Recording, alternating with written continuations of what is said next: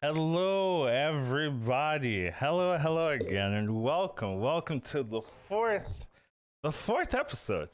It feels like yesterday where we just started, but now, bam, we're already in the fourth one. Welcome to the fourth episode of the HSBG podcast, name pending, whatever. We'll figure it out. But yeah, I'm here, Educatedcollins, with my co-host, Shady Bunny. How you doing? I'm doing well. How are you today, Collins?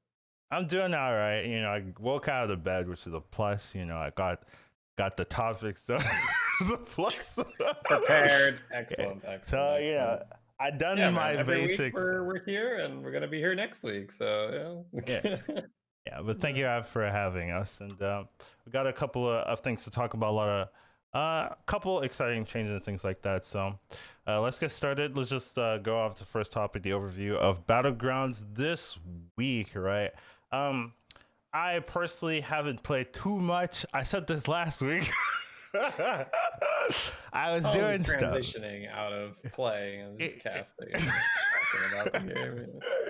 Yes, I am doing other things besides nonstop playing. Though I've played a ton, and I could talk about it for a long time. But yeah, I was spending more of this week talking than playing. But it was fun. I had a lot of good times. How about you, Shitty?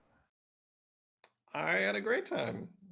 Spent a lot of time prepping for the tournament and got my ass kicked in the tournament for some games. Hey. Before we get into that, spoiler warnings. Sure. We will be talking about the tournament this. That's true. Spoiler. This podcast. So if you haven't taken a look, F2k had a tournament. Very exciting tournament. Very interesting. A lot of great players. So if you haven't watched that, and you mind getting spoiled to the results or some of the games and stuff like that, just pause the stream. Well, you can't really go watch the tournament and watch this on a later day, But yeah, pause this, right? Watch the tournament, then come back. Yeah, freeze time for a little bit and come back later. But yeah, we will be talking about that, so just keep that in mind. Yeah. Other than that, a lot of battlegrounds. I don't think so we had the patch a little bit last week, right? It added a minion. Actually, you haven't seen the minion at all, have you? I don't think that's it's only recently, like a few days now, 2 days, 3 days or something. Okay, so but it wasn't there for the tournament and stuff like that. No, it wasn't there for the tournament. Yeah, so just keep in mind they had the change, but only recently has it been in, so the meta hasn't really, I guess, fully adjusted to that change and stuff like that. The hero has been in, so we can probably dive into that a little bit more. And Pilot Shredder has been removed. I haven't really felt it. To be fair, that card has been gone. I've not seen anyone mention it. It's like no one seems to care. But yeah. Anyways, yeah, it's the new minion is. So this is from limited exposure to it, right. Of course, because it's in a bit of a weird spot, right? It's not really a synergy unit, so it's not like you pick it up later on. It doesn't have a type. So for anyone that's not aware, the new minion is a 3/5 3-drop, and if it survives damage, meaning if it attacks or gets attacked and survives that encounter, your board gets +2/+2. And I hate the design because it's well, this is how I put it on my stream. It's like, well, you can get a golden spawn or nothing. Spawn's very good. Golden spawn is excellent. The coin flip of like, are you getting it? Are you not getting it? It's so insane. If you get it really early, it's so toxic because you just run into Acolytes of Cthulhu and Prisoners. It's like, and even if people have 0 small taunts, no way their entire board is 5 damage early. There's just no way. So then it's like, oh, I hit the right thing. If you fight against it, it's incredibly tilting because imagine someone pulls an early 3-drop and it's a golden spawn. It's just, ugh. So I hate the design because it's so big where it's this all or nothing. You either connect and it's the nuts or it does nothing. And it just doesn't feel good. So it's just not a good, it's not a card that feels good. Okay. Right? It doesn't feel good to play because you might just run into a thing with 5 damage, or you get wrecked by it when someone else finds it and it hits your small taunt. So it feels bad. All right. So what you're saying is playing with it as a polarizing unit that tends to create negative experiences more than positive experiences. So, You think Blizzard should take a look into It just doesn't feel like you get rewarded or that you can play around it. Yeah. It's like, what am I going to do? Am I going to sell every single minion that doesn't have 5 damage? Not really, right? Am I banned for buying any small taunt in the game? All right, there's a Acolyte of Cthulhu pair. I can't take it. It's just, I don't know. It feels like it's just one of those things like, well, I sure hope I don't get wrecked. And that doesn't feel good. You want to be able to play around things. Right? Like Ritualist is a good example. Right? Ritualist is a strong-ish 2-drop. And if it eats a 2 damage minion and then buffs again afterwards, it's probably going to win the opponent the game. But you can put a 3 damage minion up front and it feels like you have a little bit of control. Here it's just like, can I make a 5 damage taunt? No? Okay, good talk. Yeah. Were you around for like the Divine Shield Murloc? I know what you speak of. I've seen it in action and I played a bit back then. Does it kind of remind you of that kind of feeling where there's not really anything you can do? If I go and I get the Divine Shield and I win and there's no counter player, if I don't get it, then it's just like, well, it doesn't feel good. It feels like there was a little bit more you could affect there with like just ordering, and also it's a late game thing. Because I mean, let's be honest, if your opponent's got 2 Divine Shield Amalgadons, you're probably also not winning. Well, we could talk about that later, right? So I mean, it's a tier 6 unit. If your opponent builds the Exodia thing where you've got 2 macros and they're shielded and all that. Macros, sure. Yeah, that's right. But this is just like, oh, my opponent tripled, right? Like the amount of times where your opponent triples and has an arm, and you're just like, oh wow, that's really good. Now imagine if it's not +3 attack on the taunt, it's +2/+2 on the whole board. It's like, that's a little better than an arm. So yeah, it's just I just took, I mean, I took 15 from a patches on like 8 gold or something. I was like, this is stupid. I took like not a single unit died. Yeah, I could see that. It does seem like it can be polarizing and it could be problematic. I was definitely worried about it, in that you can get it super early and then just like win from there, and it seems to be having that result when I see people. Yeah, but I mean, you could also just run into someone like, for instance, a Kale Fast that just like made an Imprisoner into a 5/5. Right. Hey, then your card does nothing. So I'm not saying it's like OP. I just feel like it's not good for the game. It doesn't feel good to play with. It doesn't feel good to play against. I guess, okay. I'll leave it at that. Otherwise, we just keep going. Yeah, we'd go into this forever, but yeah, that's an interesting assessment of the card. So we'll have to see how it goes from there, how it develops from there. Next topic, we shall be talking about the tournament that happened over the weekend, F2k United tournament. So it was a 2-day tournament from 27 to 28. It invited 16 players. There was day 1, 5 games each, top 4 move on from both groups, and then day 2 was a 10-round slobber knocker, long day for a lot of the players. Same day for us, I had to go 6 hours both days, but for them it was like, damn, this is double the time. So I'm sure they were tired by the end of it. But I just wanted to talk about it from just a caster's perspective, just watching people play and just being a caster. So it's always interesting. I don't think there's a lot of people that particularly cast or just like analyze Battlegrounds gameplay and talks about it. It always strikes me just looking at how other people are playing the game and what their thought process is and how it differs from yours. Where a lot of high level players will tend to understand why someone will do something right but not agree with it. Like they'll watch someone play and they'll be like, oh, I get why they're doing that. But then they'll also be like, I wouldn't do that myself. But I get it, they're going this direction. And I always think it's nice to be able to talk to the audience and just explain, oh, you see, they're doing something you would think is weird, but they have a mindset about this, that they're gonna do this, they're gonna force this, they're gonna look for this out, right? And that's why they're doing it. And it's always nice to just kind of let the viewers know, hey, this is why they're doing things, right? People are so quick to be like, they're wrong, this play was dumb. And I'm always like, might be dumb, but actually they're also thinking about this. Maybe you haven't considered this play, maybe you haven't considered this opponent, maybe you haven't seen what they're fighting and what they're trying to beat and stuff like that. That's why they're selling this. That's why they're switching their content to that. So I always like casting because it lets me do that. Also, I don't know, casting just in general, it feels kind of like freeing. I can't really be necessarily judged. I just analyze, right? I don't have to be like, I would do this. It's just like, I analyze what they're doing, and this is why you're doing this, right? So there's no like, Collins, this play was dumb. It's always like, that was good analysis of their situation. Can't really, have a lot of haters for that. So I do like the casting role. But yeah, that's just my take on it.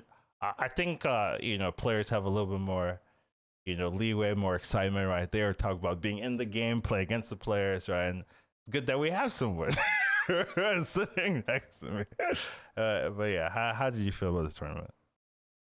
I thought it was great.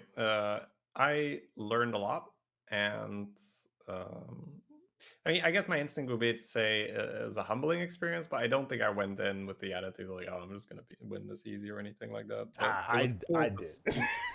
Yeah, my mistake. Should have done that. But yeah, it was good to see the nuances when you have 8 strong players in the lobby, as opposed to like 2, 3 strong players and Right, then some fillers where because the matchmaking doesn't have all 14 or 13k players right. in every lobby you play at any given time. Yeah, like I've played a couple tournaments myself, right? And I always think it's fascinating how different it feels sometimes, where it's like, oh, I'm getting punished. Like, what's going on?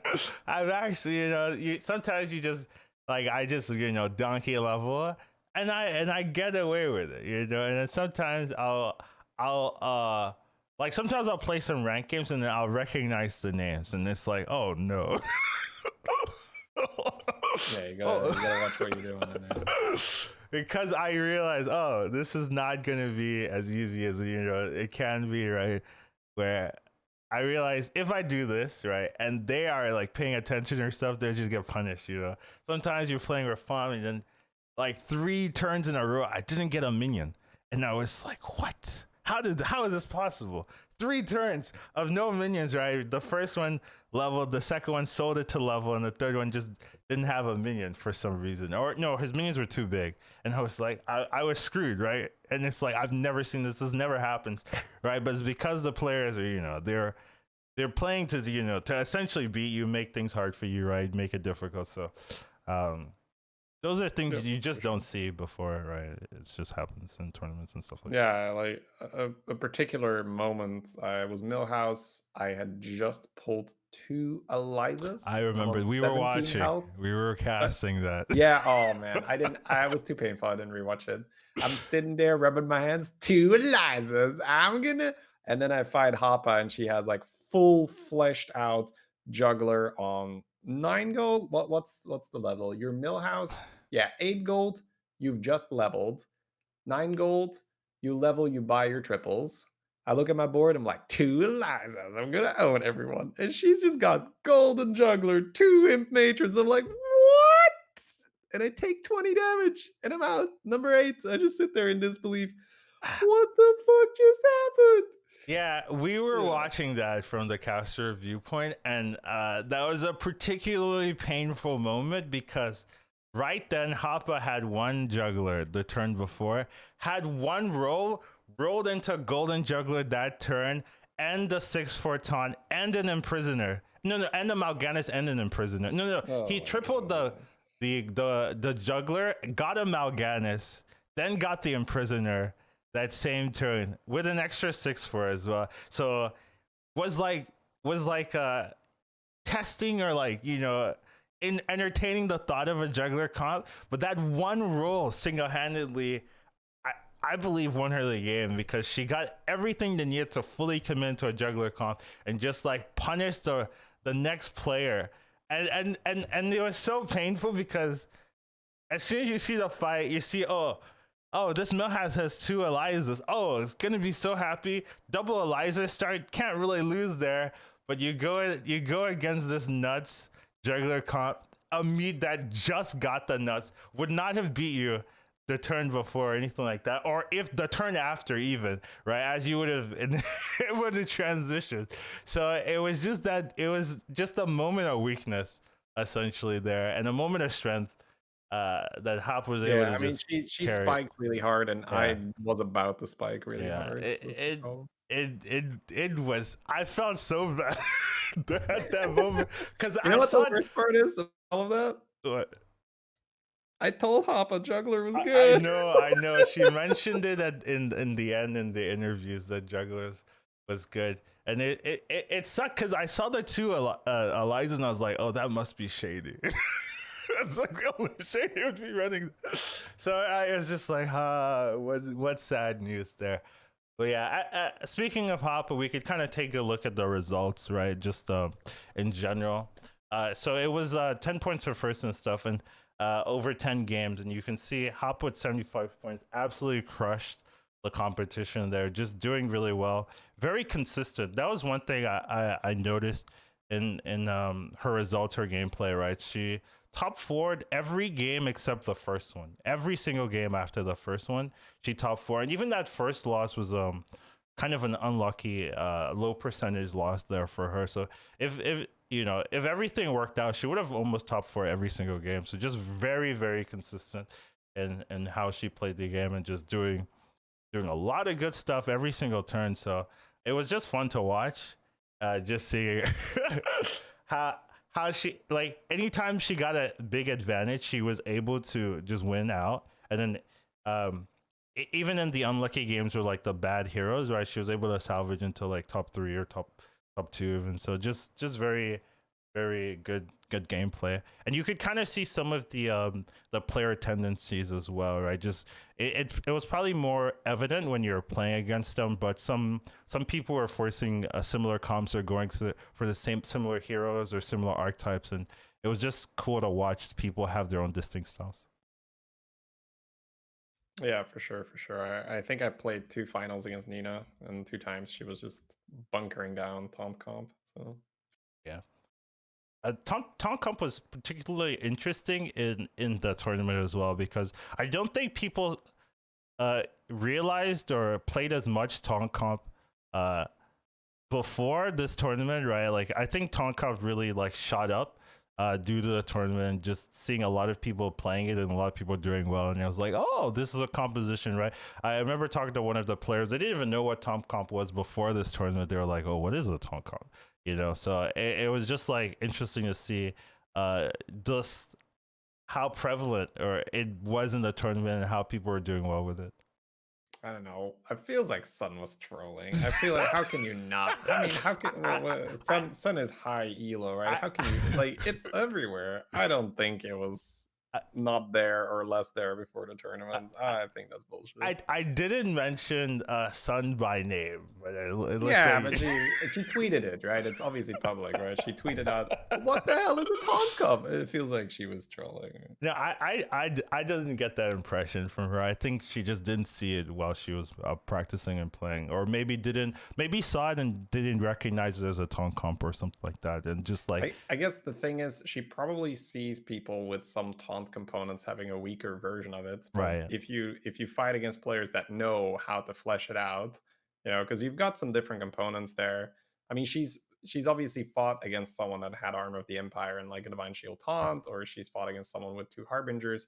But if you know that, oh, this is a Grey Bow who knows exactly what he's doing, it's got, you know, the Golden Harbinger, it's got the egg and the respawn and all that, that's a very different experience than just someone who's playing a bit of a, you know, budget taunt comp, let's put it that way. yeah, Or if you fight a board of 5 Divine Shield taunt, a Golden Arm, and then a champion of Yasharash, that's a lot different, right? Suddenly your Menagerie comp, which just has regular big minions, but they're not all shielded or they don't all have cleave or anything like that. You just run into a 40 damage Divine Shield and you're like, what? I have a Golden Light Fang. You can't do this. I do think there's probably a little bit of bias there, right? I mean, you did popularize a little bit the way the taunt goes, and then you also had Nina, very proficient at taunt comp there. So there were two, very well experienced taunt players in the finals, playing 10 rounds in a row, right? So she probably saw more taunt comp in that tournament than maybe like in previous, Yeah, I week or remember two of practice. I knocked her out one game, but that was just it was brutal because I the way how I died when I pulled my 2 Elizas, it was Right. pretty similar to Sun. I think Sun had pulled an Eliza or something strong, but I just had Void Lord and Harbinger, and that's Yeah. just oh, no, no, no. It's even worse. I was scam guy and I copied the Void Lord and I just sat there like, Yeah, oh, I they're saw that. We buffing watched that. everything. We saw that as well on the cast. That was but those things just happen in the tournament where you fight people when they spike, they know how to spike, and then it's just like, well, the next person I play is dead, right? And I was the person that Hoppa killed when that happened. And then Yeah. Sun unfortunately ran into me. So Yeah, there were a lot of interesting plays from everyone. I don't think anyone particularly played bad. Just watching the tournament from a caster's perspective, I did notice some some mistakes, like technical mistakes, where it's like they didn't play this or they forgot to play this, and there were also some. I mean, you can always like playing or like perfectly super hard, right? There's always like different lines and stuff you can do to um go one way or go another way, right? But and I did say I did see a little bit of that, but it's hard to even suggest, oh, this was gonna be 100% the correct line and things like that. But it is fun to just talk about it and see, oh, maybe if we went this direction, we'd have a better outcome or things like that. And when you're talking about that stuff, you also have to think of hindsight, right? Hindsight being super prevalent when people are analyzing their gameplays and stuff like that. So uh, it's always tough, but generally there was a lot of good play in the tournament, a lot of interesting decisions, stuff that I maybe wouldn't have seen initially if I was in the tournament myself. So it's just always fun to have a lot of good players playing, right? That's one thing I really like about these tournaments, where you got a group of good people with different ideas and they all, play with each other and trying to figure out what's better in the meta, where sometimes you're playing in ranked and stuff, and you can get away with doing stuff, or people aren't like trying things or trying to punish you and or trying to win fully, right? You'll get people like just they'll mess up a triple and they'll leave. They'll just quit. Right? You don't have any of that here, where people are actually trying to win, right? They're actually trying to do their best. So I always like having that, and I wish we had more tournaments of this nature where yeah. you have people Yeah. just going against each other. I think a cool idea, right, would be just high level practice lobbies where you just reach out to other, high MMR players and say, hey, you want to play some, 12K minimum lobbies or whatnot, where you just because it does feel like in the span of those 10 games, I learned more than 20 ladder games for sure, Right. because things get tested and exposed and be like, all right, you can get away with this if you're not fighting strong opponents, but there's just no way you can, like sometimes it's like, oh, I'll just pull a 6 here. And it's like, no way, you're pulling a 6 here, or like I'll just I be do it greedy. anyways. Yeah, right. But then it gets smacked by some jugglers or something. Good. Well, no, not that game. That was the right play. The right play was to pull 2 Elizas for Yeah. sure. But yeah, whatnot. No, that's cool. I I thought it was just really nice to play and see these optimized boards, because you see a lot of the time on ladder when you're playing and you look at someone's board and you say, what are you doing? Right. And I think throughout the entire 10 rounds of the finals, I'm just sitting there, yeah, never had that like, what are you doing feeling, right? It's like, yep, they know what they're doing, they're going for this. That's true. Definitely, yeah. Definitely have those moments sometimes where I'm looking at my opponents and like, what are they trying to pull off here? What is their strategy? And just like, as I kill them, I'm thinking, I don't know what it is. I haven't figured it out as they're dying. Maybe they'll figure it out in the next year or something like that. But yeah, it's always fun to watch it or to play these type of tournaments. Definitely was a fun event. I want to see them do more. Congratulations to Hapa, but also, I mean, congratulations to all the participants, right, that made it to day 2, right? They all got a little bit of the prize pool, so congratulations to them, right? We haven't really talked about Shower, Tyler, Sunglitters. We talked about Nina a little bit, or Simeon, Team America, right? But they all made it to the second day, right? So they beat 8 other people essentially to make it there, right? Show did pretty well, right? Tyler was right behind Show as well, right? In the final game, I believe if Tyler won, that round over Hapa, he would have taken the second place, right? So it was neck to neck between Show and Tyler at the very end. So they performed very, very well. Also, you have to give credit to Sunglayers. I believe her first 3 games were all 8th place. So yeah, she pulled it back. Yeah, so she really like was able to recover. The mental tilt, if I started 8 3 times in a row, I you know, boom, it would be tough for me to recover from there. So I definitely got to give credit to Sun for being able to recover and just like wipe off the tears. You know, they definitely were some, and just keep pushing. So yeah, Nina had a great consistent performance, just being consistent in her game plan, forcing a lot of taunts, regardless of you know, what was given, right? Taunt being very flexible, and that was able to force, you know, Sadie Bunny right here with me, you know, doing the best he can. A little bit unlucky in some of the streaks. Simi right there behind, right? 15 games, no Jandis, guys. Rigged. Rigged, exactly. Didn't get the Oh hero man, just give me like 2 or 3 Jandis games.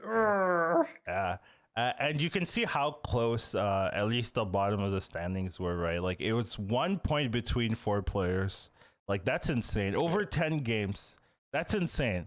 Actually, I mean, actually, honestly, like 4th till 8th is roughly the same, right? It 45 to 41. That's the spread. So it's super close. Yeah. So you just gotta you gotta realize how competitive this tournament was, how close it was. You know, even in the last stage of the game. So just a very well run tournament, very very well done. Congratulations to all the players and things like that. Can't wait to see more. So just wanted to, you know, get that off my chest. I loved participating in it.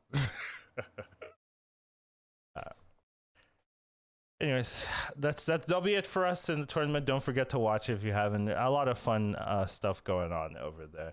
Next thing we shall be talking about, some of the cards. Right now, this card on our topic will be Champion of Yasharaj. So I wanted to address this card because I saw this card so much over the tournament, and it surprised me personally how often I saw this card. I saw it way more than I thought. And I gotta say, I also underestimated this card when it got the buff. When it got the 2 attack buff, I was thinking, oh, this isn't gonna do anything at all. I'm not gonna see this card. It's 2 attack. I mean, 2 health, 2 attack. Useless. I was very wrong here. This card has, ever since that change, and ever since the prevalence of taunting everything with Divine Shields, you see a lot of this card, and it's just been pretty powerful. And I pick it up now, even when I thought I wouldn't, and I was like, and I'm surprised how well it performs. You pick 1, you pick 2, right? At the end of the game, you have like 30, 40, 50, 50s even, especially if it's golden. And just it was just small investment at the time, but it ends up being like even the pillar of your composition sometimes. So yeah, it's one of those cards where you see it early and you have 8 taunt on the board. That's pretty much a no-brainer. You just snap it. It's just, you know, so likely that it's getting at the very minimum +2/+2, right? That round. So then you can compare it, I suppose, to a gold grubber that is pretty much not really self-sufficient because it needs taunts, but the condition for it is so much easier than a grubber, which requires your board to be golden, right? Now you can just pick any taunt minion. You can pick Argus. And the cool thing about this card is once, you know, let's say it's around the 20 health region, you slap an Argus on it, and now it's buffing itself every time it gets attacked, right? So you put it at the end of your taunts, and then once, you know, like if you don't get unlucky and it gets sniped from the get-go by a poison minion or so, you've got a lot of extra stats.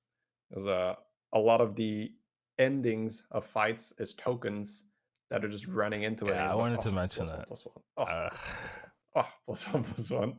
Just watch those tokens run into the champion that has taunt now. Yeah, I did want to mention that, like, once it gets big enough, a lot of people start having tokens with Amalgadons and stuff like that. When you're playing against mechs as well, right? People have menace and things, and you can just get so much extra stats in the game, right? I remember counting. You have 1, and I was looking at it, it's giving you 8 + 8 + 8, and I was looking at the next battle, it was like +12 +12, and things like that. And you're just looking at this and like this goes faster than the minions I'm spending resources buffing. And you're just like, yeah, this is gonna be a good card, right? I think the issue, especially when it was at 2 or 2, is just like the initial investment was a little too painful when it was at 2+2, right? The first turn it might be a 4/4 or a 5/5 or something, and you're just taking damage, right? Once you're starting at a 4/4, it actually did make a bit of a difference, right? Starting with a like a 6/6 or a 7/7 for 4 mana, it's pretty good, right? It can deal with things like high main and not die in one shot. So I was surprised how big of a change it's the 2 stats, as well as just like taunt comp becoming more prevalent as well, just like making it easier to invest in this and knowing that, oh, I won't instantly die, right? I think when it came out, a lot of people weren't experienced and stuff with doing full boards of taunts, so they played it and then it wasn't clean or so they would take a bit of extra damage. Refined. Yeah, it wasn't refined, and they would take a bit of extra damage, and they would do bad with it. They have a couple of bad experiences, then you're like, I'm not playing taunt anymore. But nowadays, people know a little bit more what they're trying to do. It's a little bit cleaner, so they play it. They have the taunts. They wait a little bit, and then they taunt this up itself, and then they have a pretty good minion that can last for the rest of the game. So yeah. It's just an excellent minion to golden. Right? Some minions you're like, get a golden, get a not golden. It's not like a huge deal. This one is so good when you golden it. There was a free up the board space. There was a game in the tournament where Nina was playing Reno, and I was wondering, and she ended up golding the champion. And I was just like, that is such an interesting play that I don't think a lot of people would do unless they were well versed in playing Tonk Cup, right? She was able to make that composition work, right? Where a lot of people are looking for like those directional units, right? Brand and Lightfang and stuff. She golden champion Yasuo, and that was strong enough to get her into the top parts of the game. So it's just like, that's a strategy you can do, right? A little target for Reno if you're confident in that composition. So good unit, that's all. Another one is if you get the Harbinger. Yeah, Harbinger. If you are playing Reno and you are, let's say you're pair gaming and you're trying to get the brand, you're trying to get the Lightfang, you either don't find the triples, but you see a Harbinger in the shop, you can just pick it up, zap it, or B, you find the triple, but it's like, it gives me a ... just some insignificant 5-drop where you're like, well, I don't want to golden this. Then Harbinger is just an excellent choice where suddenly you're going to be winning a lot of fights, and you can either force taunt comp, or you can just be strong and level to 5 and find, the Lightfang and brand on your own. There was another game where someone else was Reno and they hero powered the Harbinger in the tournament. So.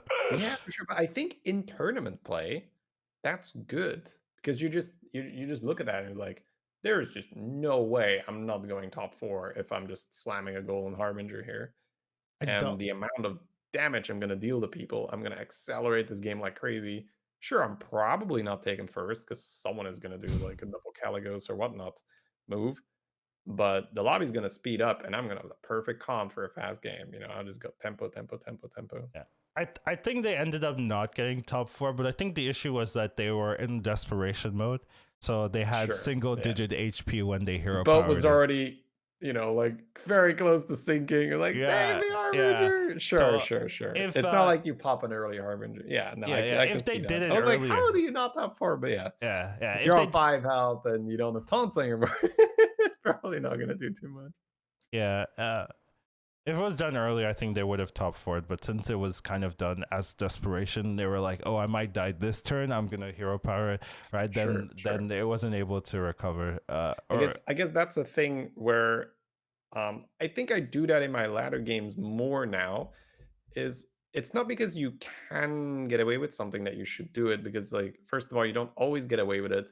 And the other one is, well, maybe if I just get this golden Harbinger early, it's just good, right? I don't know. It's hard to put it into words, this feeling, but right now I feel I'm doing pretty well on the ladder, and a lot of it is just, I'm just going to assume that I need to be as strong as possible and not think of, but like in 3 turns time, I could maybe do this and I could save a gold here. It's just like, a lot of the turns, I just respect my opponent and just say, okay, I'm going to be strong enough. Now, some cases, of course, if you're high rolling, let's say I had a game earlier where I was Lich King and I had a triple in the shop ready. I think I did in a tournament as well from a second to last game or so. I You're just like, all remember. right, I'm just going to level to 5 and I'm going to take my triple. I'm not going to respect my opponent. I'm going to see if I can get a Goldrin and then try to take the whole lobby with Lich King Goldrin, which And is then really good and then I'm because you gonna can get revive the 5 Goldrin. macaws 2 turns later, right? That's Oh, the dude, street. the faces. My gold was so perfect that game as well. Sorry to deviate again from the topic, but my gold was so perfect. I think 2 turns in a row I ended on just like roll and then like faces macaw and I like copy the macaw, buy the macaw, sell like perfect gold. And then the other one is like, oh, 2 macaws, cool, keep them coming. Hey, So yeah, I, that was a crazy. That, I, that was actually a really fun game because I was dead last, I believe, yeah. that position. So two more rounds in the tournament, and I'm just sitting here like, well, it doesn't matter. I'm not gonna play conservative. So I slammed Lich King and I told my chat, we're getting Goldrin or we're getting 8th. So I was like, take the pairs, go hard, level, triple. Like, yes, Goldrin, let's go. Yeah, that was a fun game to watch, at least from my perspective. I was like, oh, he did it. I was like, okay, he got the golden, but now he needs Baron, he needs Macaw, right? Then we move away from you, right? Then someone ends up fighting you, and then you just have more than 5 Macaws. I'm just like, when did this happen? We just watched Shady 2 turns ago. How did he get 5 Macaws? But yeah, you're able to pull it off there. So it was a fun one. Yeah. Well, yeah, this is we just talked about champion. I think it's a good unit, very prevalent now with taunt comp. There was a couple games in the tournament where the one of the players had like 1 or 2 taunts, no taunt comp synergy, but had 2 champions, and that ended up being their biggest minion. Just using the 2 champions to kind of scale with like some type of menagerie composition. It was like so fascinating because you don't normally expect that card to be in there, but because they had so much experience with the card, and they were like, oh, I can get away with just having 2 taunts and 2 champions. That's good enough. It ended up doing really well for them. So I was just fascinated by some of the play that we were seeing. If you say have a brand and you have a big mech taunt and then any other taunt like a demon taunt or whatnot, that's brand plus 3 types for your jug. That's 4 units plus 2 champions plus a buff slot. There you go, right? That's a comp. If you get the champions early, you can totally do that. It was actually amazing. But yeah, good card. Try it in your games, especially if you want to practice taunt comp and things like that. The hero we shall be talking about this week is Secret Guy, or if you want the technical name, Secret Guy. So it's fun little hero. I'm pretty sure the technical name is Scam Guy. Scam Guy. Yeah, I should have said that. That was a better joke. Let's go back. Secret Guy, technical name Scam Guy. Actually, the great Akazam Sarak. That's what people begrudgingly tell me. But yeah, I think this is an interesting hero. Polarizing as well with his change right now. He got changed where you can only get the ice block once per game. So gone are the days where you get ice block, right? Someone kills you, you fight the dead guy, you beat the dead guy, you hero power, you get ice block again, and then someone kills you again, and then now you've skilled enough, and then you kill the opponent and you win the game. Those are gone. Now you just have to, get ice block and then kill him in the turn after. And, a little bit more work. You have to buy 2 cat guys or something. But yeah, I do think one of my favorites. Yeah, I do think it is an interesting, like a good change, right? I don't think the ice block spam was healthy for the hero, and just made everything feel really bad when you beat this guy, and then he comes back with another ice block. It wasn't healthy. I like the change. I think it made sense. Competitive spirit was also something they added technically recently, right? It wasn't there before, so it gives some early game, right? There's some people that staying a little lower level and just getting competitive spirit and buffing all your mirror. Some people don't like doing that. Maybe leveling early and then using the hero power for ice block or for splitting every that kind of thing. So there are definitely different ways of playing this hero. I was talking with Nicolene on the cast, and she more likes doing the competitive spirit, lower leveling kind of stuff.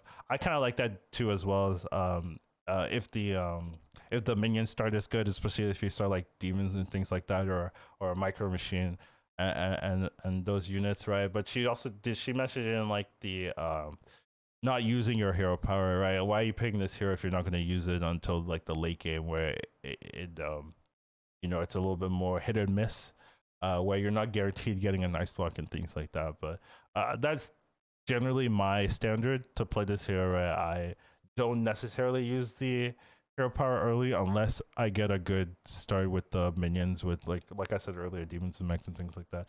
So Yeah.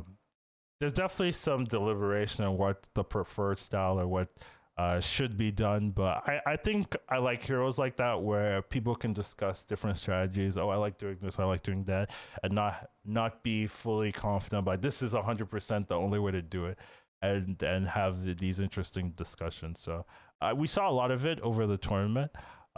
Sometimes it did well, sometimes it didn't do so well, right? There were a couple of games where people didn't even hit ice block at all before they died, so those felt really bad for the players in those situations. But it was an okay hero. I wanted to get your thoughts on it since you played it and did both, had both ends of the spectrum there.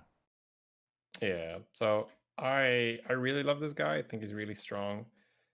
I'll just start with because we covered two different ways of playing him. One is the normal curve, right, where you will buy on 3 gold, and then 4 gold you level, 5 gold. Hopefully you have a token, you sell the token, you buy 2 things, and you play him the normal way, which is like on 7 gold, I'm gonna level, I'm gonna buy. And it is true that you're not really hero power spamming it.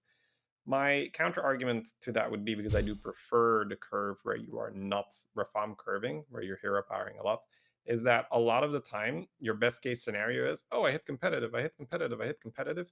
But so often you're buffing minions, you're selling so soon after, right? So I guess a trap you can fall into is like, wow, I've got a bunch of tokens. This is great. I've got a wide board. I'm buffing them. They're strong. I have a big Murloc token. What do I do with this? I guess I just you arrive on tier 4 and just like, I have a 4/4 type hunter token thingy, and it just doesn't end up doing much.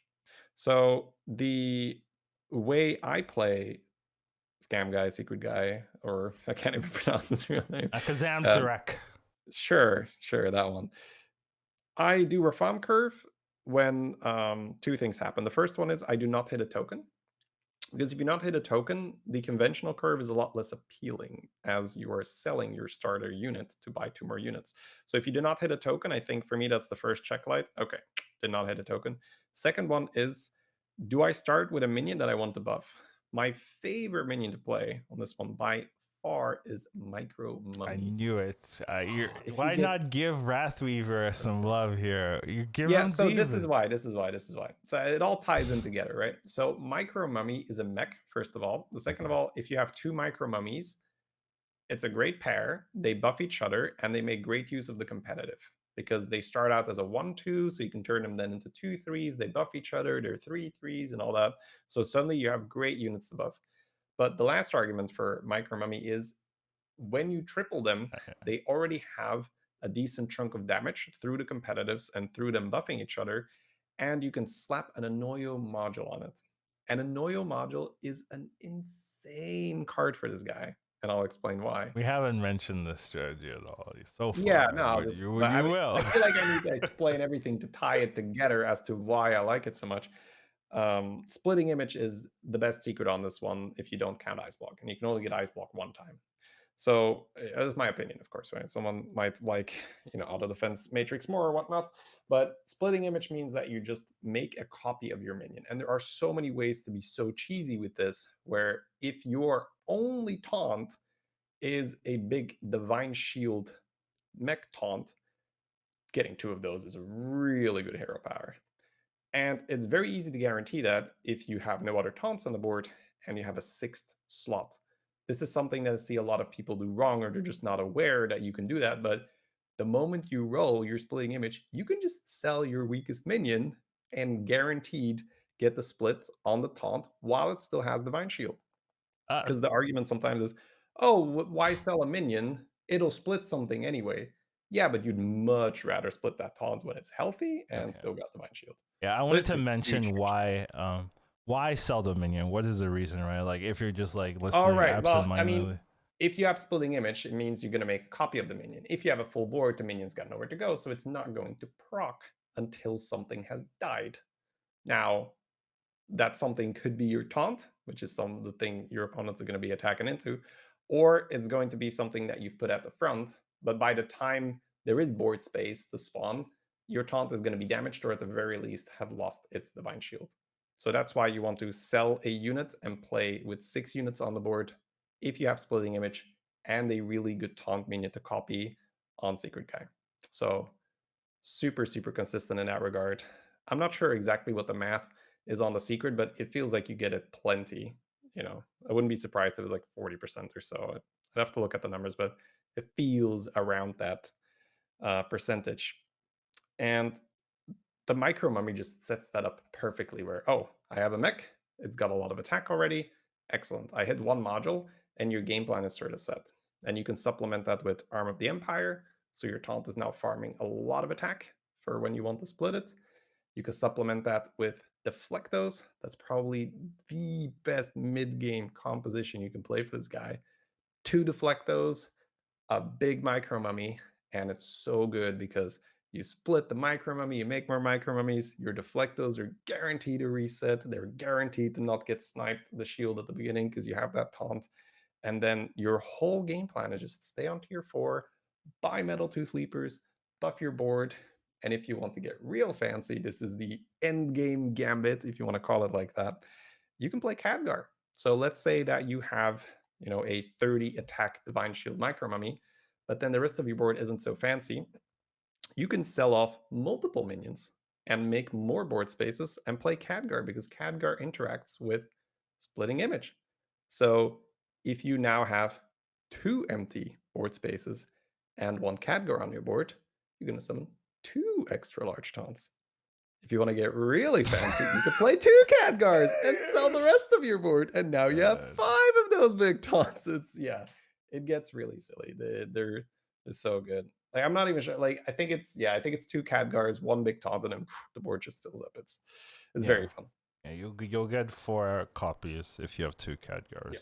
It's just So you can just scam because my general game plan with, you know, I call him Scam Guy for this reason, is I play tier 4 mech, and then if I'm in a decent position, you know, I can try to just normally win the game where I say, okay, I have 2 big Deflectos, I've got multiple taunts, but they're all good splits. You know, this will happen sometimes where you buy an egg, you golden the egg, you hit a module, you're like, okay, sure, I'll put the module on the egg. And then, you know, you've got a big micro mummy, you've got a big egg, and you know, it doesn't matter too much whether you're splitting the egg or the module. In those kind of games, you're never selling everything for 2 Khadgars, and you're probably not going to have enough board space for even the single Khadgar play. You could, right? Depending on the rest you have and depending on how big your opponent's minions are. But there's a good chance that you can just straight up win by having big Deflectos, copy the taunt from time to time, and then just resets, right? Because usually you'll have your taunts roughly in the middle, which is a little weird for Cleave, so you have to watch out for that. But then you put more resets behind the taunts so that once the taunts are dead, they can miss into your Deflecto, and then your resets on the back of the board are going to give those shields back again. So you get so much extra value if you don't throw your resets that are not taunted too early. That's a common mistake. Well, not really a mistake because cleave is a thing, of course, but you can guaranteed miss your resets or you can maybe get cleaved. You can look at it that way. Yes. So that's a lot. Yeah, I mean, you bring up my, you know, we talk about Hogger, we talk about this guy. I play a ton of these, so I gotta share. Yeah, but generally, interesting hero has multiple ways of playing him. Endgame has different strategies, whether you just stick to playing it normal, trying to use splitting image, normally you get a copy, or abusing splitting image with Khadgar to get multiple copies of the same big unit. Things like that. I also like some of the other secrets. Redemption, I think, has some value, especially if you're going beast, right? Putting Goldrun at the front, putting Spawn if you have Barons and stuff like that. That has a lot of value.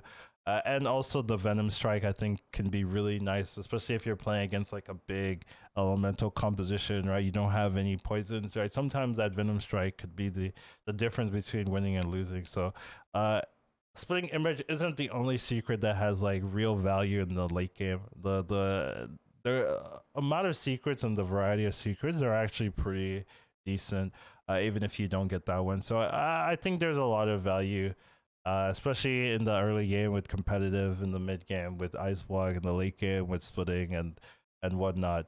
That really pushes this hero over the edge. Some people don't like the ice block nerf, right? Not being able to just cheese all the way to top 2. You actually have to play the game now.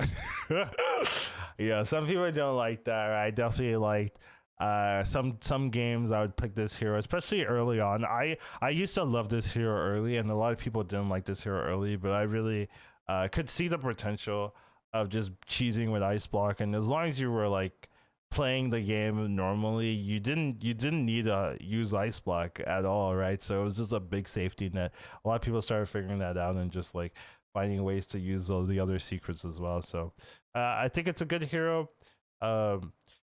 It's a little bit less guaranteed than before, right? You're not guaranteed top 4, right? You can definitely lose your ice block early and then just lose, or you're not using your hero power effectively, right? As Shady is saying, sometimes you're using competitive and then you'll get a bunch of competitives and then you'll throw all your competitive buff units away, right? So that's like you're throwing away all of that extra hero power value. So as long as you're keeping that, your play, you have a game plan with your plays, right? Even if you're getting competitive, you're making sure you're keeping at least some of the minions, so you're keeping some of the value and things like that, so you don't like go from super strong to super weak, trying to find a more clean composition and things like that. I think there's a lot of potential with the hero, so I like that. I wanted to talk about it since we saw it over the tournament, and it was pretty hit or miss for some people. So Shay likes it. He finds a lot of value. He was also one of the players to do well with the hero. A lot of people tried him during the tournament, but not a lot of people found success. So I definitely wanted to speak of one of those who did. I also bottomed out one game because I can't even remember what went wrong, but I didn't do great with him one game. But yeah, I think I had 2 really good games with him, like one in the qualifiers. Hit or miss, as some with. Yeah. And sometimes this hero is still the pick when mechs are out, and I definitely feel a lot less confident. It feels when mechs are out, it's just, well, I hope my shops are good because my hero power is not going to do that much. I hope that my ice block is enough to get me to top 4, and I pray that I just hit the brand or hit the light fang, because camping on tier 4 when mechs are out is a lot less valuable. So you kind of need to play with the rest of the lobby where you're trying to hit a tech unit and do some kind of scaling, right? Because even taunt comp is quite heavily impaired, I would say, when the Noyo module is out and you're not taunting up the Flecto bots or anything like that. You pretty specifically have to hit the other Divine Shield units plus an Argus plus an Arm to do taunt comp when mechs are out. Well, if mechs are out and demons are in, Shady, just get Wrathweaver, let's go. We'll do that kind of thing. He doesn't want to do that for some. You say Wrathweaver, I say I just go full juggler comp with this guy, right? I've done that earlier today. When mechs are out, I just juggle it up. Sure, that also works. There are different ways of playing it. It's more specific because, yeah, if you don't hit juggler, you're not juggling, right? So juggler is a little, the other mech stuff is a lot less specific because you don't need to Flecto, you don't need egg, you just need to find one module at some point, right? And you can do the mech splitting image strategy. For jugglers, it's like, well, specifically juggler. If you don't hit jugglers, no juggler comp, of course. Yeah. So interesting hero. Yeah, we got a lot to talk about still. Next topic I think is kind of a quick topic, but something I wanted to mention, especially with the tournament over. That would be playing with lag / you can add like FPS issues and stuff like that. I want to mention that like earlier on, like when I first started streaming, I didn't have a really good PC. Nowadays I do, right? And this is kind of a topic that I think if you're a streamer and stuff, you don't really notice it too much, but sometimes I'll be playing with like regular, non-streamer folks and just watching them play Battlegrounds and just looking at them and being like, wow, there's a lot of things you actually can't do with your setup, with your PC. There are comps that I play daily that if you tried to do, you would just get stuck because your PC cannot handle it. Right? It's just like those small things, especially playing on a different region and stuff like that. The tournament we had was in NA, right? So all the EU people kind of had a small like disadvantage in that they were having lag issues from time to time, where the NA people were like, not an issue, right? No issues like that. But there are some things you just want to keep in mind when you're maybe you're watching other people play and you're looking at their compositions, you're seeing them do this APM stuff, you're like, and you're like, how are they doing that, right? And whatnot. It might just be due to maybe they have a better computer setup, their GPU runs faster, or their internet is a little bit more smoother, so they're not having little lag spikes. Right? I was watching someone. It said 5 seconds left, right? But they tried to move and it was done, right? In the server settings, the time was over, but they were looking at it. They had 5 seconds left. So those things do happen. I think you just have to be more deliberate with your moves, right? You got to do things early. You watch B play sometimes, and they'll be like 10 seconds left, and I'll do my whole turn. Like, and it's just like how you can't do that. if it takes you a minute per movement, right? It just doesn't work. So you and there are a couple compositions, right, which really rely on playing a lot of things at time. Elementals gotta play, especially with the elemental animation when you're rolling, right? If you have a Nomi on the board, right, that it will slow your rolls and your animations down with all the Nomi buffs. Demons, I mean, sometimes if you're playing like juggler, things with a lot of battle animations, right? So that's scam comp and stuff like that. Pirate scam, not poison scam, but pirate scam, right? You'll have people, even myself, right, we'll do the whole pirate scam and then I'll have 10 seconds left, right? If your computer is a little worse, you won't have any time, so you'll skip the whole battle, just because the animations take too long. So it's a lot harder to do those kind of things. Things with a lot of gold income, so that's usually pirates as well, right? If you're playing like double hog or golden hog, or it's so tough to roll by, roll by. It's like, how are you gonna do it with the time you have left? And if you're not utilizing disconnect stuff, right? Some people just don't want to do it, right? They don't want to relog every turn or things like that. I'd raise my hand, but I can get away with that. But yeah, that also makes it tougher, right? You have to be more selective, and just like if you don't know what composition you're running, right, it's hard to do all your turns quickly, right? Because every roll is a decision point, right? Every minion you see is a decision point, right? And that can slow you down mentally, where you're changing directions on the fly, trying to figure out something that works for your board position in this game. So those are like those small things when you're playing with lag that you have to keep in mind. Just make sure you have a game plan and you're not taking your whole turn just thinking about the game plan, that you're actually doing moves, you're making plays while that time is ticking down, so you don't get surprised by the time left, or you're surprised that things aren't moving as fast as you want, right? I think this, like, people get used to it, right?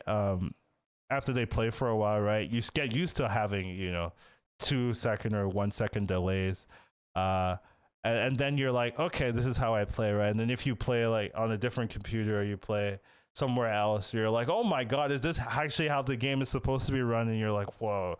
Yeah, but just be aware of those like small improvements and those small adjustments you can make in your game plan just to deal with lags, especially if you're playing on different regions and such.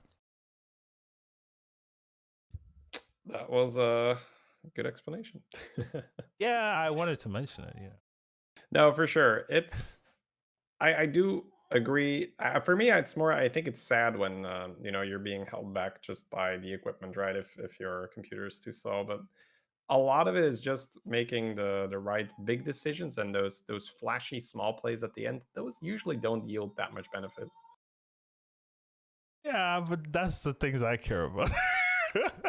For Anytime we're sure, it's playing, fun. It's yeah. fun. It's cool. I love them too, right? I mean, I love AB Empire, so I mean, I love doing stuff on the rope.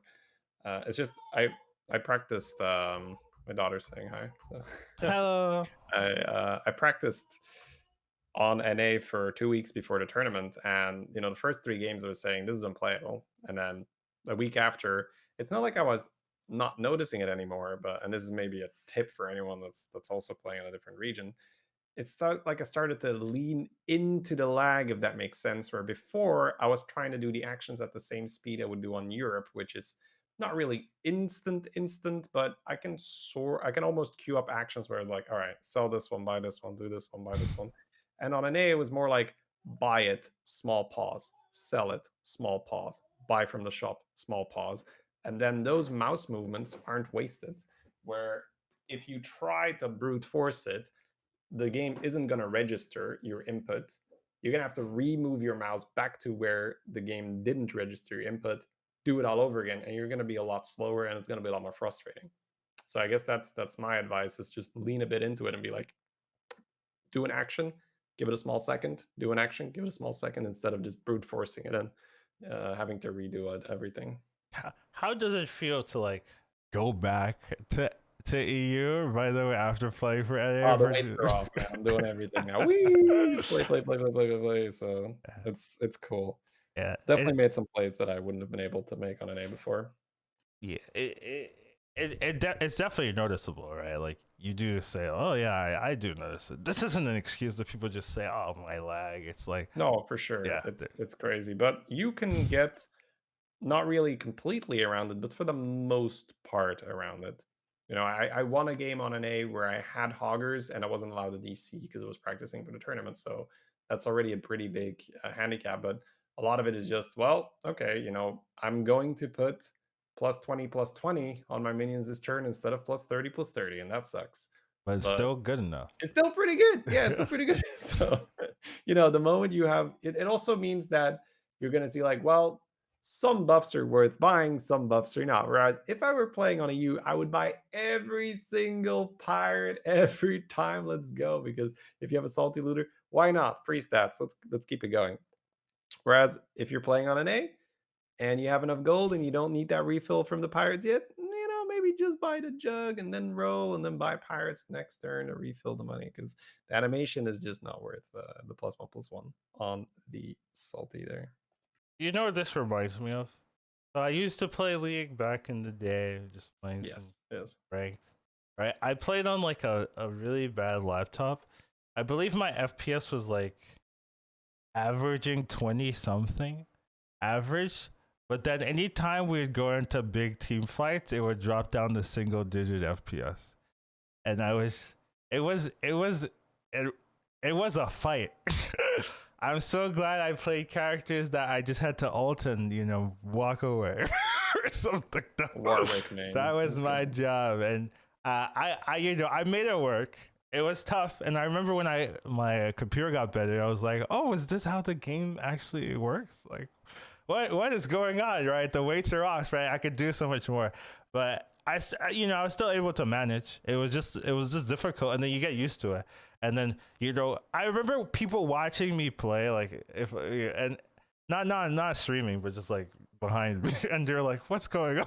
And I'm like, "Oh, I'm doing this. I can't even see anything." Yeah, you just have to make sure that you target this one, this opponent here, and then the rest will just, it'll work out. They're just like, how can you play like this? But I was winning games. Whatever, it works. So kind of the same thing, right? You get used to the lag and you make adjustments with it, right? You don't give up because you're lagging and stuff like that. So just wanted to have a little discussion for the people with worse setups, or maybe not as high trained, right? Like I was talking with this with Shady earlier, and it's just like streamers don't really have to deal with this as much, right? 'Cause we're all set up, we're all connected to the internet, things like that. But a lot of the viewers and stuff like that, their setups aren't as good, and they have to struggle with these kind of things. So I just wanted to mention like little tips and tricks that you can do to make it feel not as bad. And also there's things you can do. You can like change your computer settings and whatnot if it becomes really bad. So it's not like hopeless, but it does exist.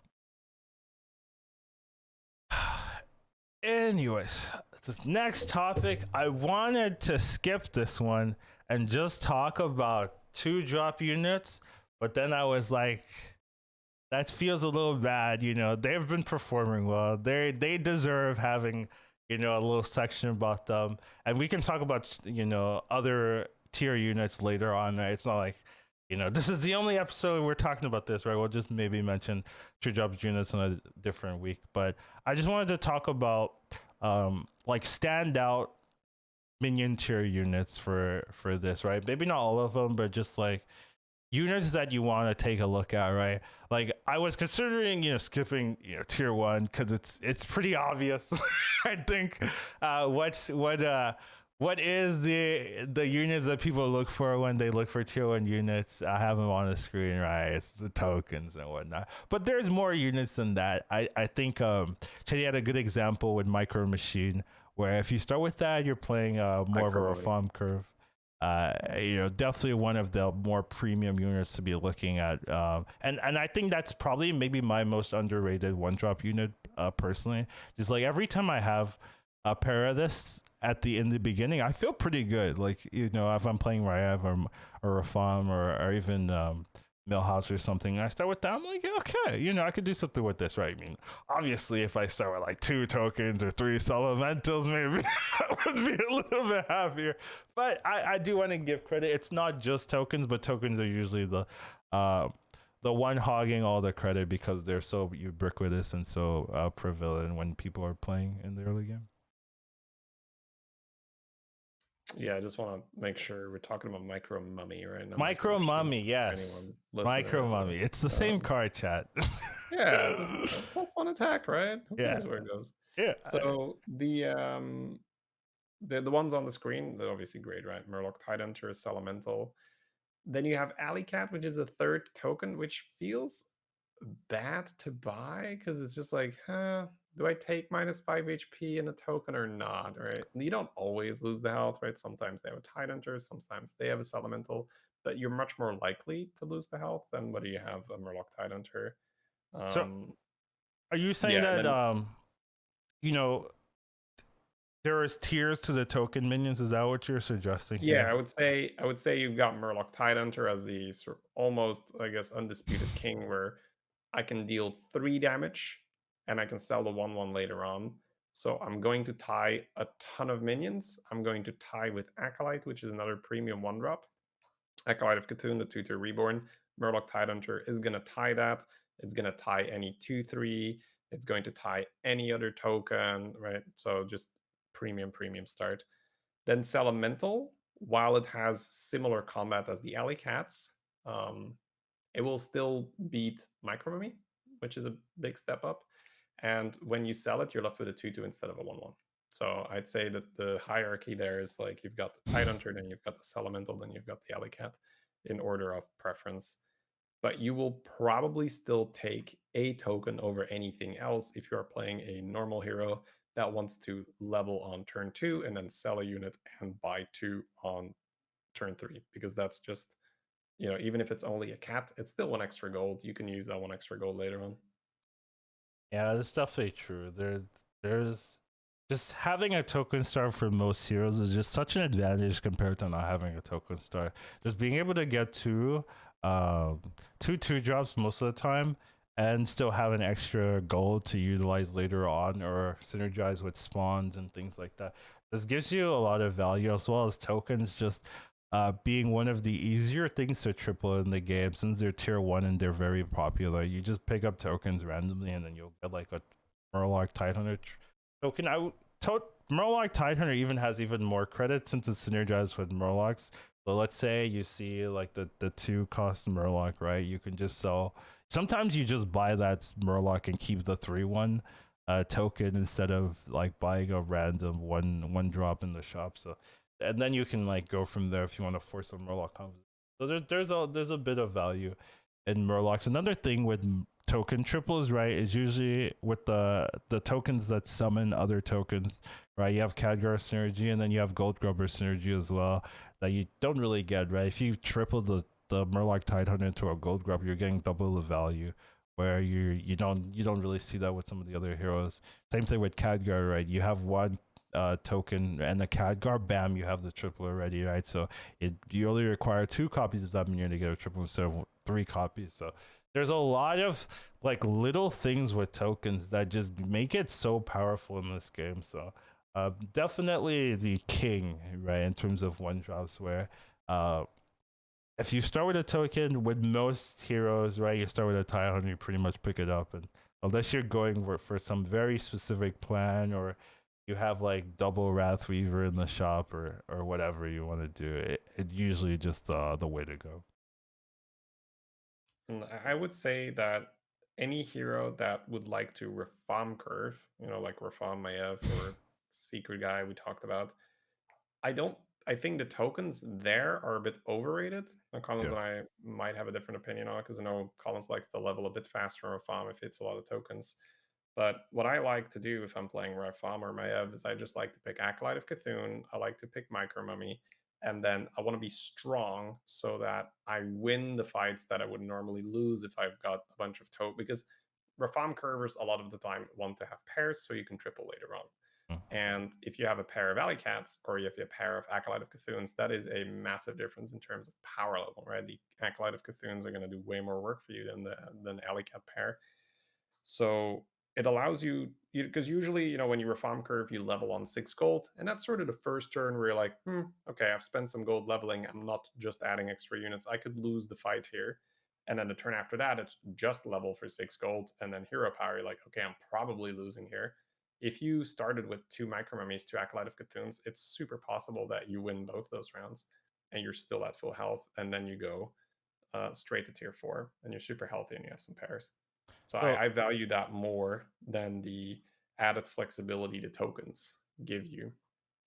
But for any hero, of course, that would like to level on turn 2, you need that extra flex gold. So I wouldn't pick the Acolyte or the Mummy. But those are sort of my 2, I guess, noticeable strong 1-drops to mention. Whenever you feel like you don't need the gold, you can go for the power. Okay, so you're saying there might be a different hierarchy when it comes to heroes that have the ability of reform leveling, right? It's not just always take the token if you're playing like Maiev or reform. If we're talking about the very, very first turn, those tokens are still amazing, because I do love the reform gamble where you sell your Elemental and hero power and steal something. But you don't, do you do that with like Alley Cat and whatnot? No, Alley Cat, that's pretty well. So Maiev still does that, of course, right? Maiev will still sell a token and then hero power or something. So for Maiev, guaranteed. Reform, pretty much just the Murloc or the Elemental. If you have the Alley Cat, you specifically would have to, hit a Murloc Tidehunter for it to be worth. So that's a little bit too crazy. But especially if, let's say you have Elementals and dragons / Murlocs are out, suddenly there's no 2/3. If demons are out, there's no 2/4. So you can hedge your bets a little bit, where there's more chance that someone is going to have either a Micro Mummy or an Acolyte of Cthulhu or any token minion that you can steal. And there is very few things that feel better than starting with a Elemental, sell this Elemental, playing against someone with a Elemental. Oh, instant pair, making bank is so good. So you do that with Murloc Tidehunter, is what you're saying? Because 2 damage is 2 damage.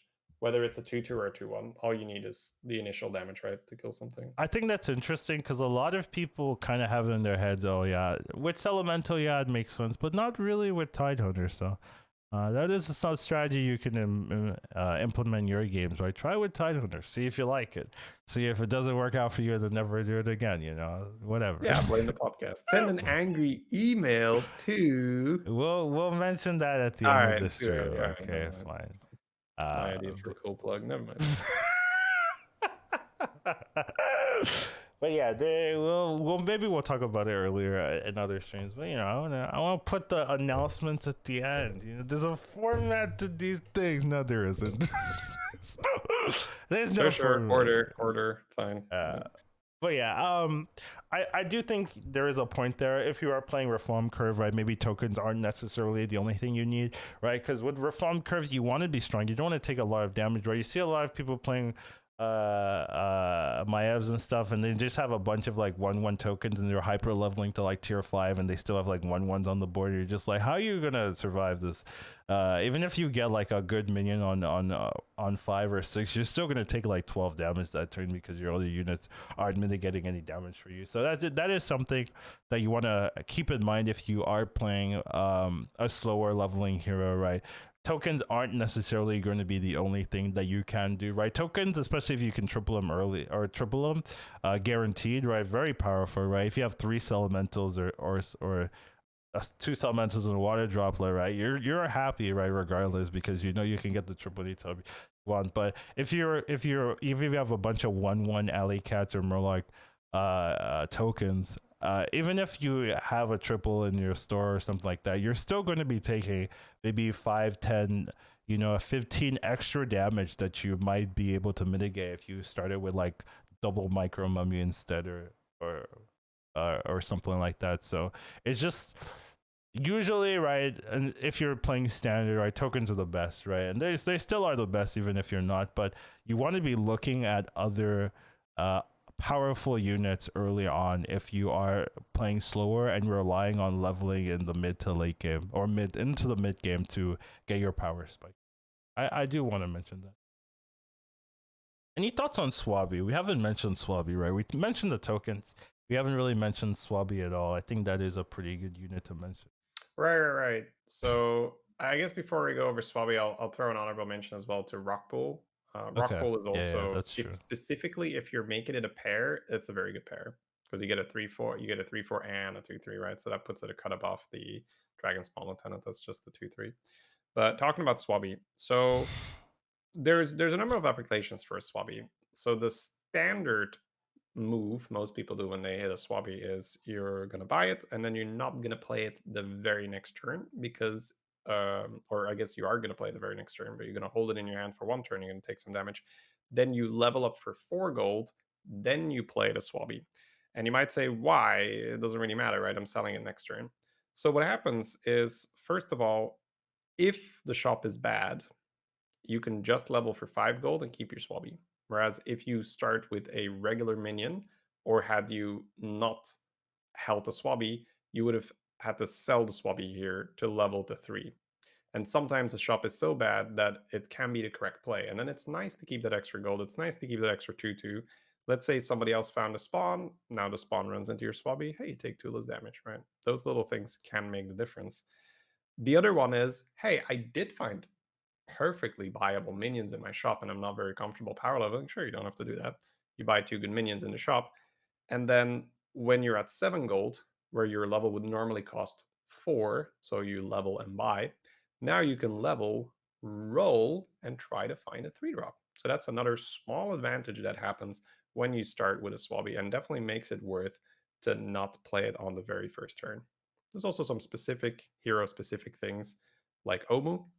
Omu really wants to find a token, and Swabby is probably the best token for the very first turn because it will reduce your level cost to 3, 3 out of 4, 2 leftover gold carries over, and now you have 3 gold to buy an extra minion from the shop. Very clean, very cool. So if you ever have a start with Omu and there's a Elemental and a Swabby and not sure which one you should take, start with the Swabby because that's the one that immediately has value.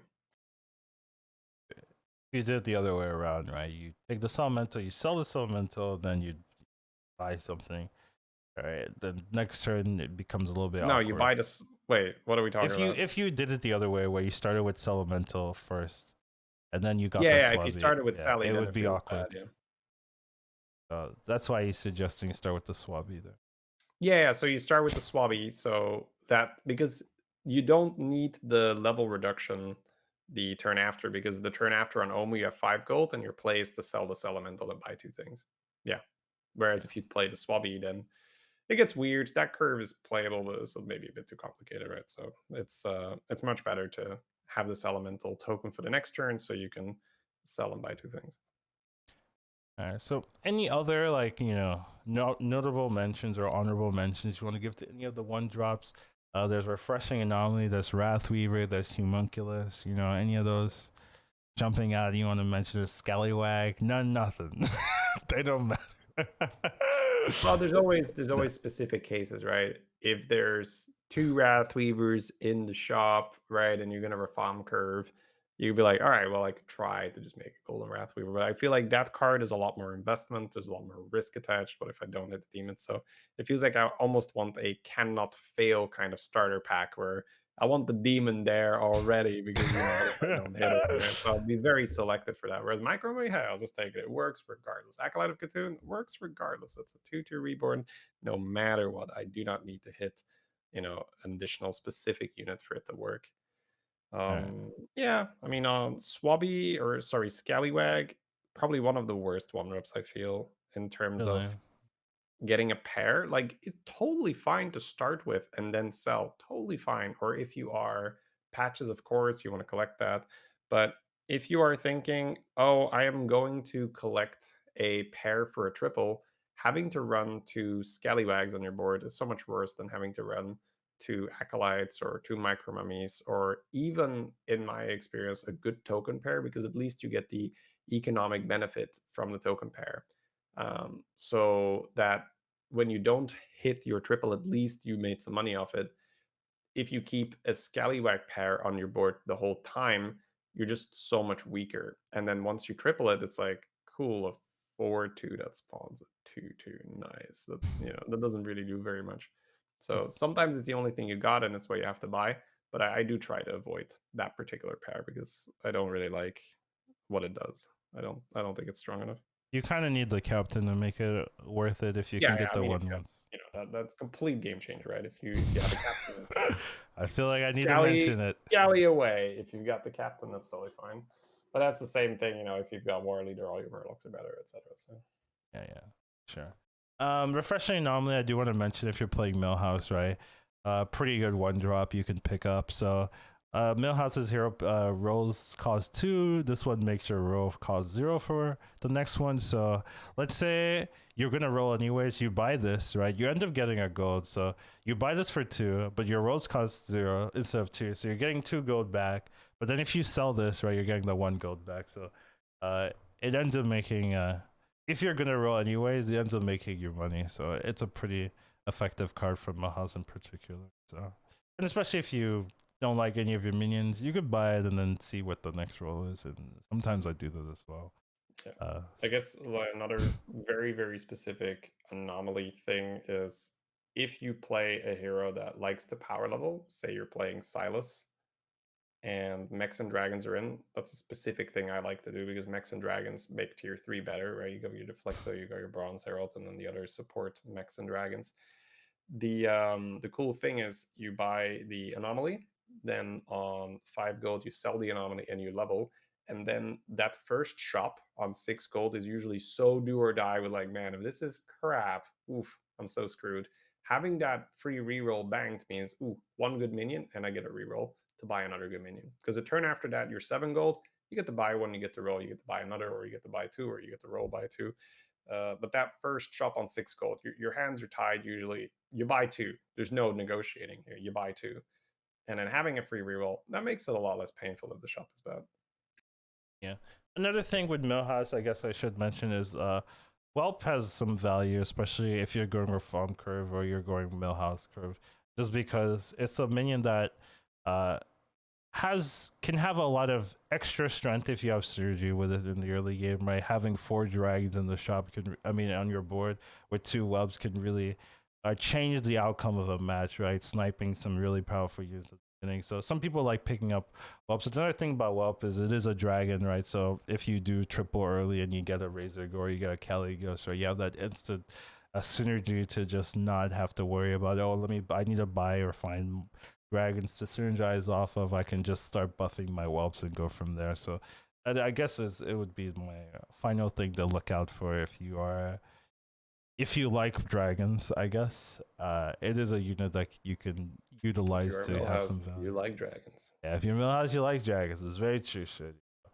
I think we've kind of talked about most of the one drops that we want to talk about. Yes, we skipped some. Tidecaller is probably crying in a corner right now, but he deserves I it. I can throw Tidecaller, a very tiny thing.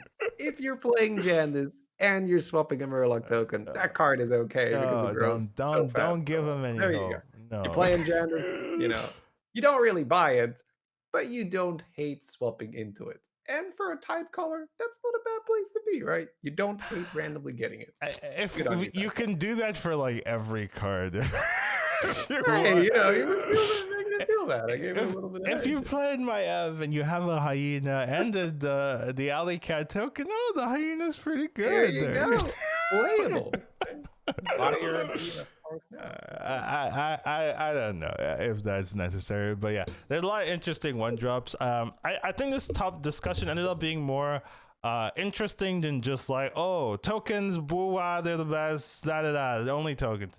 It's actually a little bit more interesting. There's hierarchy with the tokens. If you're playing your farm curve, maybe tokens aren't the only thing you need to look out for, especially if you're looking for pairs and things like that. So yeah, I'm happy we had this topic. I thought it would be more boring, more like tokens are the best, ignore everything, let's move on. If you play the game as much as we do, right, there's just gonna be small things that you notice over time. You're like, I kind of like this one when I'm doing this. I kind of like that one when I'm doing that. Our last and final topic, I thought this would be something a little interesting to talk about, is Amalgadon. Too strong to prevail in this meta. I wanna mention the TLDR, too long, didn't listen. I would say no. I wouldn't say it's like, oh my god, remove the card or anything like that. But I do think it is particularly interesting. It's gone through a couple nerfs, like even not the card itself, but just the idea, the essence of a card of an Amalgadon, right? It's gone through a bit of the nerfs, and regardless, it still like shows up in the late game. It shows up like, hey, I'm still here. I'm still gonna affect the outcome of matches directly.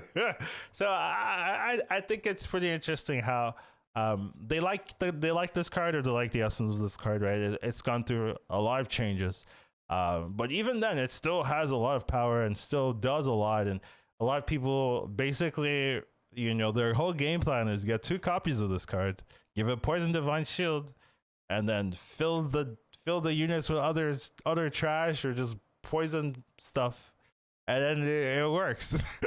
And that's all they need. And it's just like, yeah, I mean, it's one of the key cards that opens a lot of compositions or allows you to force into the same compositions, where it's like, I'll do this, and then I'll get 2 Amalgadons, and then I'll go from there. Like that is my strategy this game, and then it works, and you win. And you're like, yeah, that was a good strategy. Let's do it again, right? And it's very weird because you always see this card. This card is never gone because it's everything. It's not like dragons where some games won't see them, right? You'll see this card every single game. So it just shows up where it's like, oh, I don't want to fight against a dragon opponent. Oh, look, no dragons in the shop. Okay, we don't have to think about that. But here you have to think about this card every single game since it's always in the game, and it always does stuff. People will always have this. You'll see in the tournaments, right? Almost every person who won, or at least top 2, someone was running this card. So it's just a very strong card that has a lot of what control. I don't know if that's too strong, but like it pulls the meta in a certain direction that if this card wasn't in, you wouldn't see as much, I guess. I like it. I think they got it right this time, where the small amalgamation, or however the small one, the 3, whatever it was called. Yeah, it was just so dumb good, because always take and then just get module and toxin. That's it. Just always buy and then get brand and do menagerie later on. A lot of the time here, you pull an early Amalgadon and you're like, 2 adapts, 3 adapts, that gonna be good enough, right? Thought I need to both. I've had those games where I have 3 adapts and it's like Divine Shield, Poison, Taunt, and I'm just like, yeah, like I'm so good at the game. Right? And other times you have 4 adapts, it's like plants times 4. Let's go. I had that Poison, plants I will times 3. say that's a design thing. While we're on Amalgadon, there is no reason that Amalgadon should be able to adapt more than 4 times plants, because you only have 7 port slots when it dies. So it's just like times 5 plants. This should just never be possible because there's just no use for that. I mean, 4 is really pushing it, but I get it, right? You know, there's some utility because it might be the last unit, and you might want to spawn 7 spores. But 5, that's bullshit. If only Battlegrounds was that clean, right? Where it's like, oh, there's no reason for this to be in the game. Oh yeah, let's just fix that up. Right? I was like, out. No reason. If only, right? But yeah. Just cleaning up like all the bad heroes, like out. That's for what fun I would do. and my F for everyone. Let's go. Yeah. No, but I like it. Like, so I'm like, they got it right this time with the Amalgadon, and I like that you have something to build towards, where almost no matter what build you have, you know, sometimes you've got jugglers, sometimes, well, I mean, Beast Comp kind of wants it, but for a different reason. You want as little adapts as possible for the most part. I just want to put an Noia module on it, so it's got Taunt, Divine Shield, and it counts as a beast. So that's very specific Beast Comp. Parrot doesn't work well with other Death Rattles because then it might copy the Amalgadon instead of the Gold Run. So a 1 adapt Amalgadon is usually good enough, because once you have a module, it's got Taunt, it's got Divine Shield. It does exactly what it needs to do. It makes sure that none of the beasts or the Baron gets sniped, and it's also not going to get one shot because it's got Shield. So then it's going to get buffed by at least 1 Parrot. So yeah, it's just a really nice destination, I would say, where you say, okay, you know, this is my comp. I guess when I'm playing Menagerie, a lot of the time, I have Amalgadon slots in my head where I'm like, okay, and you might also have this problem when you're playing Menagerie. It's like, oh, what do I cut? What do I cut? That's, you know, I have 2 Light Fangs. I've got 5 things on the board that are getting buffed. What do I cut, right? And usually it's, okay, the thing that doesn't have Cleave, the thing that doesn't have Shield. So usually it's Demon/Pirate if you have that on your board.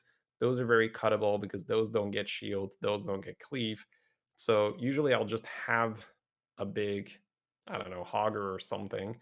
And then later on, when I do find the Amalgadon, I'll just say, all right, Hogger, it's been a good time. Or I'll put the Amalgadon maybe in the buff slot to get the extra depth from the Hogger, and then sell the Hogger to continue having a buff slot, something like that. Just sell the Light Fang. What do you mean? Just sell the Light Fang, run 6. Yeah, so just triple the Light Fang, just sell the Light Fang, you get 6 units at your buff. But even then, right, you usually, this is maybe a personal preference of mine, but when I can't triple Light Fang, I like to swap into Bran. Once you get to the later stages of the game, Bran just gets so nasty because, yeah, that's true. You know, it's so much nicer to get the initial Amalgadon with the Bran on it, but then, you know, Nosdormu, Murazont, you can steal really good cards from other people as you get to the late game. You just steal more Amalgadon, you can steal Eliza's and all that stuff. The 4/4 Elemental, the Tavern Tempest. Once you're on tier 6, you can start getting Amalgadons from that thing. As you can talk about it, right? It was like, oh, this is a way to get more Amalgadons. So, you know, that's all. It's pretty good. So maybe a little specific thing where, you know, if I don't have a Golden Light Fang, I'll almost naturally pivot more towards Bran, because I feel like the ceiling is a lot higher on Bran than Amalgadon. Yeah, that makes sense. But yeah, I do think that is like my opinion as well. I don't think Amalgadon's too strong or prevalent, but I do feel that it does kind of affects the meta, and like the meta would be different without an Amalgadon in the game, right?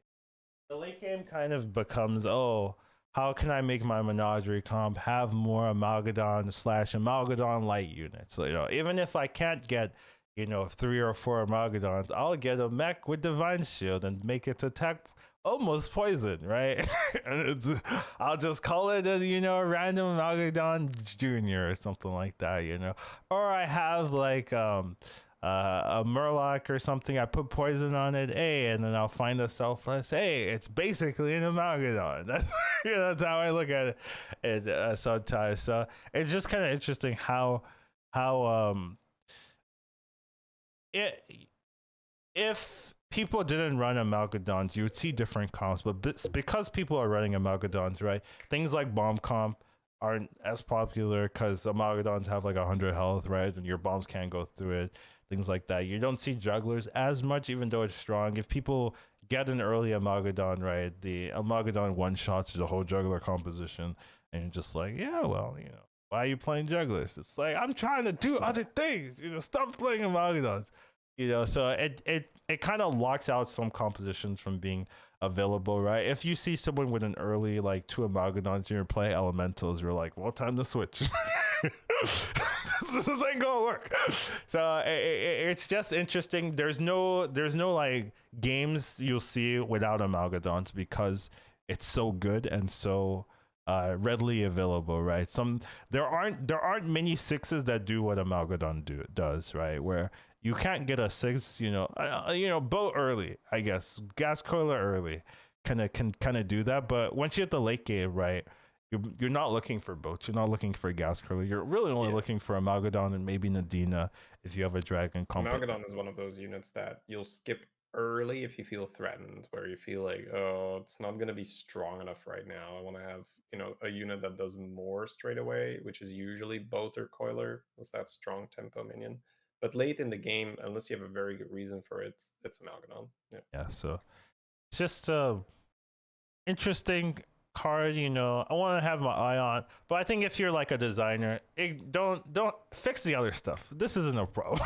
Go on there. Why are Death Rattle still killing me? Yeah, there are other things to look at. So I just thought it was interesting discussion. We could do just like a round episode, like 10 things I hate about Hearthstone Battlegrounds. We should. We definitely want to. I want to add that in.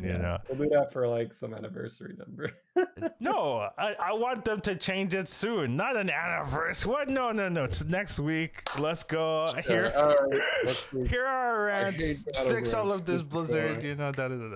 But I mean, I think they're still working on their changes for the expansion, right? Because they promised us Quill Wars, and I haven't seen any Quill Wars in my game so far. The expansions come out. Where are my new units? So I'm sure they're working on something right now. Hopefully it won't take too long, right? Blizzard never takes long when they come to content. So I'm hoping next week I'll be like, hey guys, new Blizzard content, Battlegrounds content. Let's talk about it, right? But I mean, they've been busy with the constructed expansions and stuff like that. So I'm giving them a pass so far, but can't keep me waiting. I'm only gonna be lenient for so long, Blizzard. Anyways, that's gonna be our topics for this week. Thank you guys for joining us in this episode of Hearthstone Battlegrounds. I want to, thank you guys for listening in. Thanks for people on the podcast, Apple Podcasts and Spotify. And thank you, Shady, for joining us this week as well. My pleasure. And yeah, guys, it's been great having you guys around. I love making these, and hope there's many more to come. I like the podcast. I don't like the pre-prep, You see all these fancy little things that, I got to do all this. It's effort. I didn't realize that. But yeah, I get used to it on that. Do appreciate your feedback and comments and all that kind of thing. Couple updates for the show. I've now added timestamps, so if you go into YouTube and stuff like that, you go into the podcast directory, it has little timestamps. I don't know how to, I don't know if you can do it on the podcast directory, but it just shows you, this is when the topic starts. So thank you for that suggestion. We added in, hey, suggestions actually cause results. Click on that. Another final thing, we've got a new email. So if you go to hsbgpodcasts@gmail.com, you can send us topic suggestions. feedback. You know, I love the show. I would love to please send me that. I would love. Yeah, no, that All would right, be 10 so emails at least. Come on, good. guys. Yeah. Use it. But yeah, you can send it, and I'll put probably a link in the YouTube from now on and things like that. So just something if you guys want to send in questions, right? I think that would be interesting if you guys have like little questions and stuff you want to talk about. We can read them on the show, you know, discuss it. You know, I always wanted to ask this, you know. I don't know. Sure. Have you read it out loud again for people? HSBG podcast at Gmail. Yes, I have read it, but I'll read it again. Just making sure. Yeah, you do that. You know, I appreciate that. So that'll be some new stuff. You know, I like making like small updates week after week. You know, so I don't get swamped. Like, oh, let me make 20 changes today. It's like, nah. I'll just do 10 or 4 or whatever, you know, and then every week you know, the show gets better. And thanks for the suggestions and stuff like that. But yeah, you can reach me, Educatedcollins. You can reach at same thing on Twitter. I think most of y'all these days kind of know. Same thing, right? I'm not gonna force you to, you know, to do that. No. But yeah, Shady Bunny on Twitter, on Twitch and whatnot. And you can reach us through the email or through anywhere you think people can be reached. So if you want to go out to Earth and travel all that distance, then that might be a strategy as well. But yeah, anyways, that should be it for this week. This is kind of a long episode. I didn't know if it's going to be super long, but yeah, the tournament definitely did extend things. But, you know, it was a good tournament. Definitely watch that if you want. And that shall be it. You know, anything else you want to say? Any shout outs or whatnot you have? Yeah, I guess shout out honestly to the team, the F2k, for producing the tournament. It was really good. Like, really enjoyed playing into it. I think it was well handled. I think a lot of the competitors felt the same way. Yeah, I will give them a shout out from the production side of things. Just like, you know, it was actually a good production. You know, I've seen some of these. They're not as good, but this one was actually very clean. I liked it. So, you know, definitely shouting out the team.